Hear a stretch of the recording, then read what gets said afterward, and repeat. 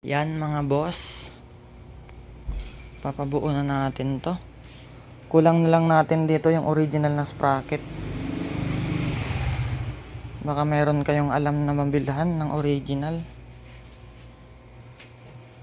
Yan, kinabit natin dito pang WR155 na DID oversize. Pati yung rayos nya set yan. Plug and play lang po sa KMX, tsaka walang sobra.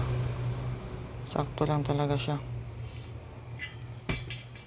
Ayan yung sukat nya, 2.15 DID. Yung pangharap naman brand new na to lahat, pati hub brand new, at saka itong rotor disc original. Ayan o, original din tong rayos nito, kita nyo naman. Ayan o, may ano siya, plug and play lang yung rayos sa harap. Yung sa likod nag oversize tayo, oversize natin yung butas ng hub kasi napakakapal po ng rayos nya. Ayan, ito yung mga brake set natin. Ganda talaga ng bago. Pag pinindot mo siya, bumabalik talaga oh. Ayan.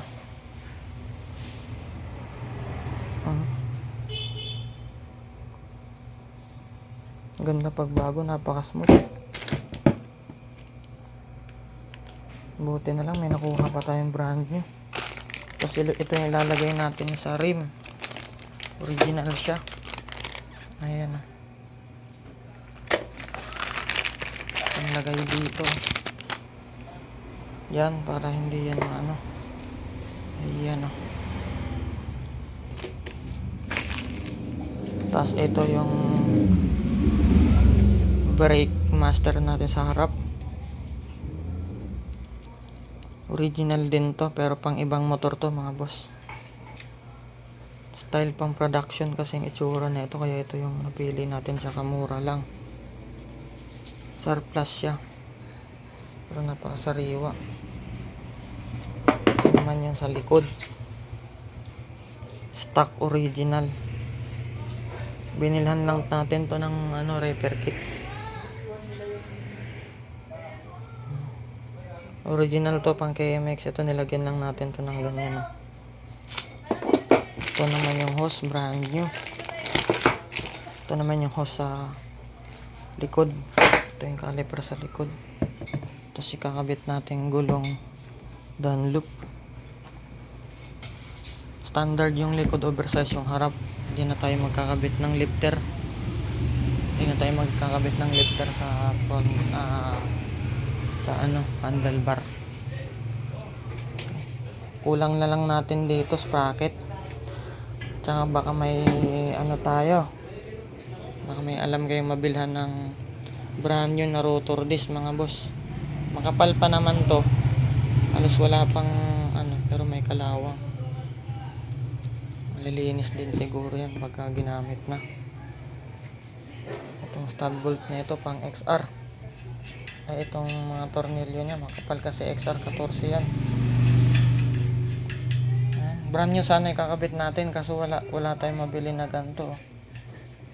Kaya yung surplus na lang ginamit natin, pero napakasariwa po ng hub na to. Sariwa yan, kulang lang sa linis. Okay mga idol, bye bye. Yan yung ano natin, rim set, pati brake set na ikakabit. Kasi importante talaga sa akin yung mga preno. Pagdating sa motor, hindi ako pabaya sa preno, para iwas disgrasya mga idol. Dapat original talaga, para walang aberya. Ayan, ayan na. Dahil may oras pa naman tayo, pinowder coat muna natin yung ano, dyan sa harap, pinapowder coat natin. Okay mga idol, bye bye na muna, bye bye.